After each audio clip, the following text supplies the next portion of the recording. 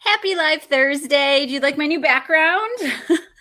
I actually had to relocate today. There's totally tons of stuff going on. And I remembered I had this and I used it not too long ago for something else. So I thought I would bring it back out. Wonder, oh, look at that. I can get rid of that top. Perfect. Okay. So kind of preview here. Next Thursday, we're doing a topic about lack of time in a parent's life and how you juggle things and how you prioritize things. And really, I'm wondering, I got like a fuzzy in my hair. I'm wondering if maybe that should have been tonight's topic because I have got to prioritize things, my kids, my family. Some things have totally popped up tonight, and that happens at his life. We have talked about that. So we're going to get started on tonight's super important topic. This topic of obedience versus cooperation has lasting ramifications for us parents as we're raising our kids to be more cooperative teenagers, to be more respectful, and ultimately more successful as an adult. So this is super important stuff. Because I'm going to follow my own advice right now and prioritize things in my life that I need to get done on a certain time frame, I am going to run through the foundations with you of this thing we're calling obedience versus cooperation. And then I will create a video about the steps to achieve what we're trying to achieve today, which, hint, hint, is more cooperation from our kids over obedience. And I will be posting that in our group. I'm sorry. Yeah. In this group, I'm thinking I'm in my private group on this fan page by Saturday. So you're going to get your steps delivered to you separately because, like I said, I am following my own advice, and lack of time is the name of the game today. So we'll definitely be focusing back on that and reflecting on that when I see you again next week. But to get down to it, I consulted the trusty old dictionary on this one because I wanted to see exactly how these two words were defined. So when I take a look at what Webster's say is, we're going to start with cooperation. I put in my notes. This is what Webster had to say. Cooperation is the process of working together to the same end. I'm going to put that in the description when I'm done. Working together to the same end. So when I was reading this, I had to think, so cooperation, that makes me think of playing, learning, loving. Lots of positive feelings can result from cooperation. That's the name of the game here with cooperation. I think that's my phrase for today, name of the game. When I took a look at obedience, this is what I found.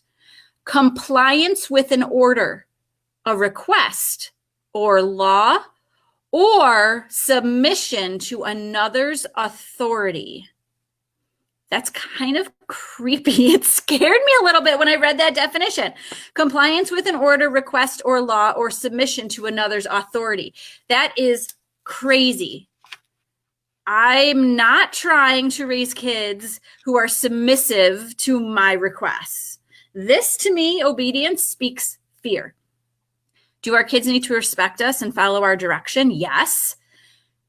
Does there need to be an element of obedience within our children? Yes. But that is nowhere near all of what is needed. In fact, it should only be a little bit because cooperation is going to swoop in and save the day. Because if our kids are being cooperative with us, and I'm going to take a look back, and they're working together with us for an end result,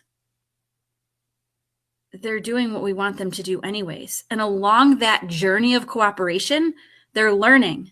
They're feeling good about that learning. They're becoming more independent because now they have a drive to succeed in the direction that you are pointing them in. So let's apply this for a minute to chores.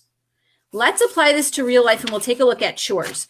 Do you think it's more beneficial and, quite frankly, easier to get your kids to do a chore if you make a game out of it or if you demand it? It's definitely easier for my kids and my well-being if I make a game out of it.